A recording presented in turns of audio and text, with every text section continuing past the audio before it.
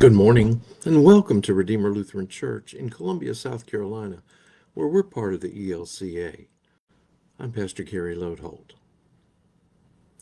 Antoine de Saint-Exupéry, who most famously wrote The Little Prince, also wrote, "Love does not consist in gazing at each other, but in looking outward together in the same direction." I think St. Paul would wholeheartedly agree. So often we get caught up in St. Paul's deep theology and all the important things he says, but I also think that sometimes we are so caught up in such deep thinking that we skim right by some of the more important things Paul said undergirding all of that theology.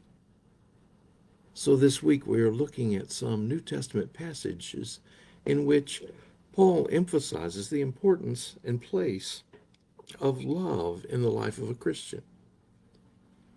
In our passage today, he points to how love is the foundation for unity among believers. Paul was convinced that love binds the church community together in perfect harmony. We see it spelled out well in Colossians 3, verses 12 through 14, where he writes, "Therefore, as God's chosen ones, holy and beloved, clothe yourselves with compassion, kindness, humility, meekness, and patience. Bear with one another, and if anyone has a complaint against another, forgive each other. Just as the Lord has forgiven you, so you also must forgive. Above all, clothe yourselves with love, which binds everything together in perfect harmony." The churches in Paul's day weren't so different from ours, at least in one respect. Churches are made up of people, and sometimes people don't get along.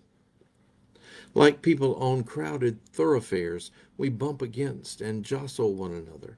We each have our own ideas about what should happen, and we tend to get locked into our idea and not to others. It's kind of like the political divide in our country right now.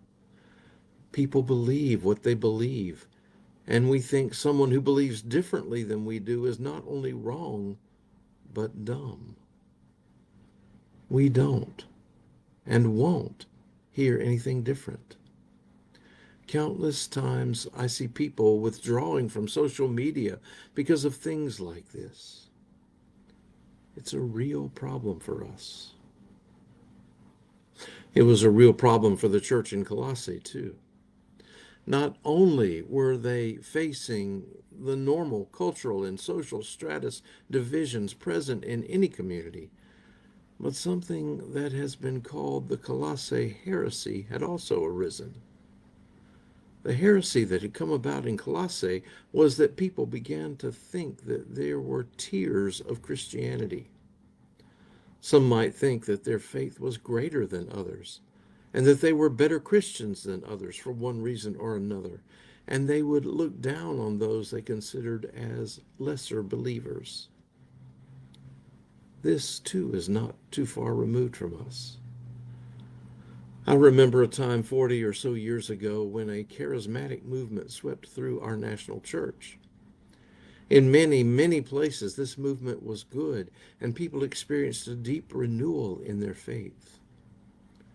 However, in some places, those who had experienced this charismatic renewal began to think that those who hadn't were lesser Christians than they were. Where it went badly, this caused quite the division and disharmony across the church. The church and the movement alike suffered. Paul saw that the foundation of the answer to this disunity problem could be found in mutual love. He knew that love binds the community together in perfect harmony, and he invited the Christians in Colossae to clothe themselves with compassion, kindness, humility, gentleness, and patience, all of them marks of love shared. Paul believed that forgiveness flows from love modeled after Christ's forgiveness. He thought that love was the bond of perfection that unites the church. Crucially, however, he also knew that unity does not mean uniformity. The church is a big umbrella full of people with ideas on every side of an issue, and that's okay. We don't all have to think the same on every issue. Even so, we are held together in the love of God for us, and in the love we share for each other as loved children of God together. It is love that is the virtue that binds the community together. I love the story about the man who died in Europe during World War II. His two friends desperately wanted to give him a decent burial, and they found a cemetery in a local village. However, it happened to be a Roman Catholic cemetery, and the dead man had been a Protestant. When the two friends found the priest in charge of the burial grounds, they requested permission to bury their friend, but the priest refused because the man had not been a Catholic. When the priest saw their disappointment, he explained that they could bury their friend just outside the fence. This was done, but later, when the two men returned to visit the grave, they couldn't find it. Their search led back to the priest, and they asked him what happened to the grave. The priest told them that during the night he was unable to sleep because he had made them bury their friend outside the fence. So he got up and moved the fence to include the dead soldier. That's how love builds unity. God's love is for all of us, and we share our need for that love, and we all share in receiving it. That love received, that love shared, trumps all our divisions. God loves us each, and God loves us all.